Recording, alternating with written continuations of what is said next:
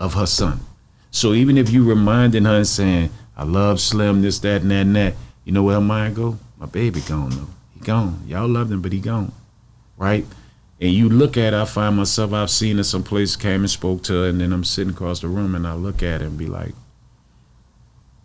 she didn't just lose a child, she lost an icon that will always be remembered.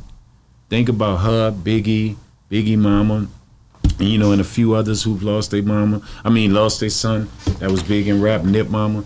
Imagine when people see them, they don't see that Slim Mama. They see, man, Slim dead, he gone. Yeah, we on Boss Talk 101. Yeah, we gonna talk. That's why I always looked at P and K, right? And I always do comparisons. You know, P and K, Snoop and Dre. You feel what I'm saying? You know, and it's like, you know, Swiss and DMX. Yeah. You know, those guys that had that chemistry. K and Slim. You get what I'm saying? Mm-hmm. K and Slim was like Pac and Daz. Because see, a lot of people don't know Daz, you know. He used to get down. Yeah, for Pac. So they were like that. You could see the pride in KL when he doing what he doing. And then KL was the type to tell him why he recalled, nah, run that back again. Or you see the humor with them two in the basement when I first was coming around.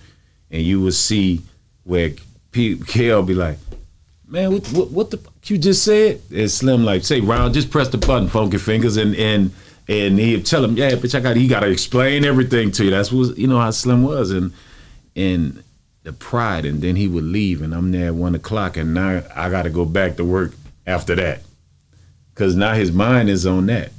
And I watch when he walk out the door, and I remember K sometimes be like, I get that boy out the streets. Wow. He cared about him in that way. So he is a very serious subject to him. Like if anybody try to, you know, he see the videos when people might say this or say that, you know, he don't like it. It's almost like you playing my son, you playing my child, you playing my nephew, you know. And so, but during that period of time, I watched my friend who never showed emotions. Yeah. I saw a crack in the armor. Wow. You know what I'm saying? I saw him just sitting there, not thinking about a beat when all that happened. And he just look up and he was just like this. This is how exactly. Always had his hands and you know, or you standing there like this because it'd be cold in there. And I'm like, yeah, at the booth, doing this same thing. And he would just stop, and they killed Slim. Wow. And I'm like, you know, you don't know what to say. No. You don't, right? And he just, and even in his beats, start being angry, start being aggressive, you know, so it meant a lot to him. Slim wasn't his, we gonna make it to the top thing. Slim was like, he get me, he get my music, he rock with my music. He that one that's everything in New Orleans and he rocking with me. That's hard. That was like, they were like that. You know what I'm saying? Like, no matter how Slim would act, you know, gangster, it didn't bother KL. You know what I'm saying? KL would let him be him, and they was who they were.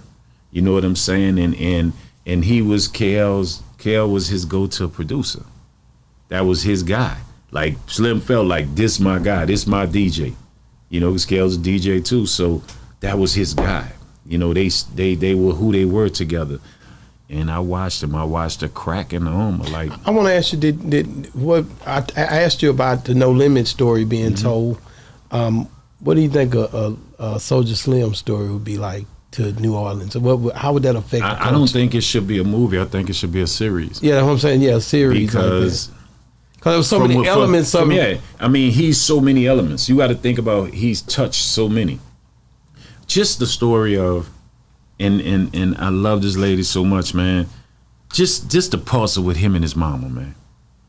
Just who they were. You feel what I'm saying? You know, a boy and his mama, but you know who they were. You feel what I'm saying? And I think that would be so interesting. And then you got to think, he touched everywhere, meaning you dealt with KL, and that was a label situation itself, you know, the little stuff that KL had. Dealt with P, dealt with Baby.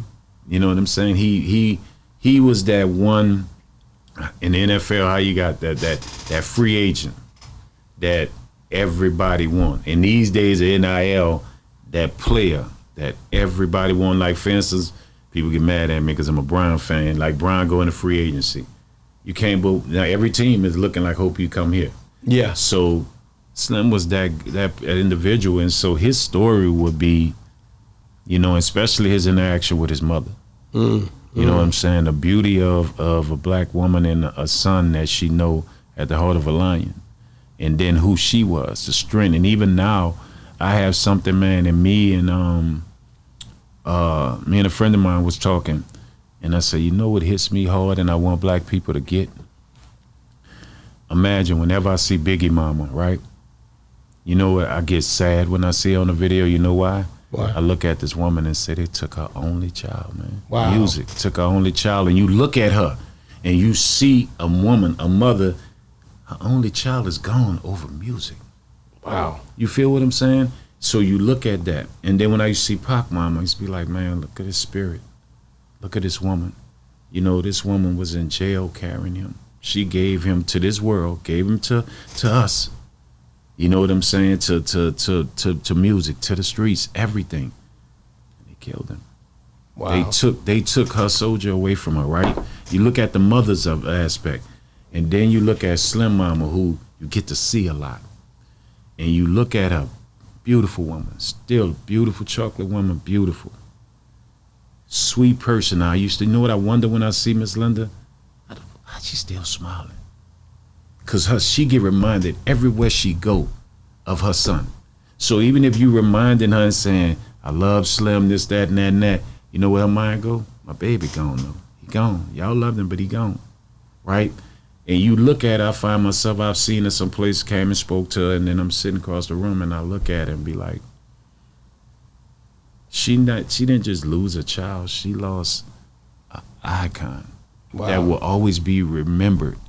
Think about her, Biggie Mama, and you know, and a few others who've lost their mama. I mean, lost their son that was big in rap, Nip Mama. Imagine when people see them, they don't see that Slim Mama. They see, man, Slim dead, he gone. Yeah. And they look at this lady, and if you ever see her, she's strong. She carries herself. She exhibits everything about a black woman and a black mother.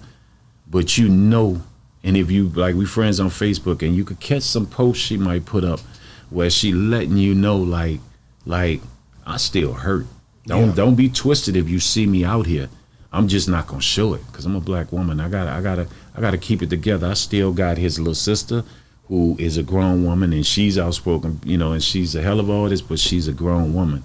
So, but she still have to maintain, you know, and you still got Lil Slim, you got her grandkids, but when you see her, you sit back and you know she don't get a moment's peace wherever she go. That's Slim Mama, that's Slim Mama, that's Slim Mama. So you getting reminded of your child, and imagine she walked out there and saw him laying there. So when you get a reminder of your child, what you think picture's gonna go through her mind? She don't get a moment's rest. You know what I'm saying? And I think his story will be so strong and so great because it won't be just about this rapper that everybody thought was 24/7 gangster and all this. You gotta see the story of a mother that gave the world a soldier. You feel what I'm saying? And she's still here. Wow. And she's living through the aftermath. Yeah, we on Boss Talk 101. Yeah, we gon' talk.